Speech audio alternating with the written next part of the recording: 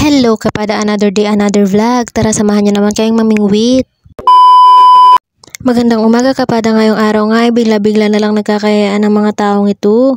Grabe nga sila dahil nga kapag nga sila ang nagkakayayaan ay bigla-bigla na lamang silang pumupunta kahit paanong oras na yan. Tignan mo tong mga to, nakakita lang ng palaka, binabaan pa talaga. Bali ang mga kasama ko nga pala dito mga kapada, si Lablab, si Jimrix, tsaka si Vincent. At sa hinaba-haba ng pangit na daan, finally nandito na rin kami. Nanguha na nga rin pala sila dito ng paturan. Tignan nyo tong isa dito, excited.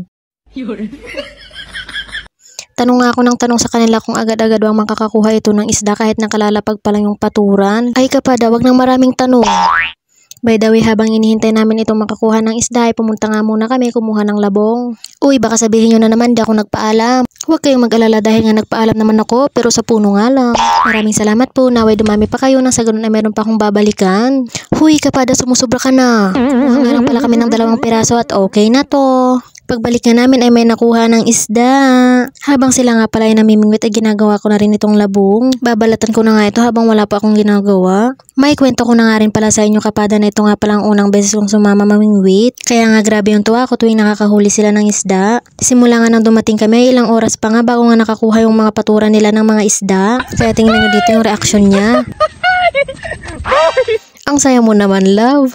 Yung kasiyahan mo kabaliktaran ng nararamdaman ng mga isdang to. Paano na lang kung yung nakuha mo may pamilya din? Huy kapada, wag kang OA. Sulitin yung paghihintay namin ng ilang oras dito dahil nga nagsisilabasan na yung mga isda dito. Kahit nga umuulan na dyan ay hindi na nga namin nararamdaman yung lamig dahil nga nag-i-enjoy kami. Sino ba namang hindi mag-i-enjoy? Sunod-sunod ba naman yung huli nila? Nakakatuwa lang kasi makikita nyo pa dito na may 2 huli.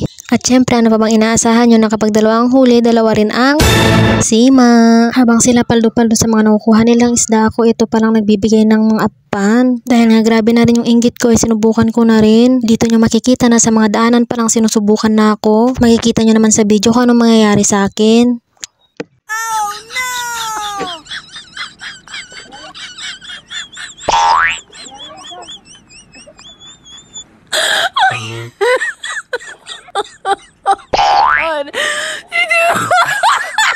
Tignan niyo yung mga reaksyon ng mga kasama ko dito. Tuwang-tuwa na naman sila sa mga kapalpakan ko. Pero hayaan nyo na yun. Dito na kayo mag-focus dahil nga bago kami umuwi, nakakuha ko ng isa. Inabot na nga kami ng madilim dahil nga sinabi ko sa kanila na hindi kami uuwi hanggat hindi ako nakakakuha. Flex ko nga pala kapada. Ito nga pala yung mga nakuha ko.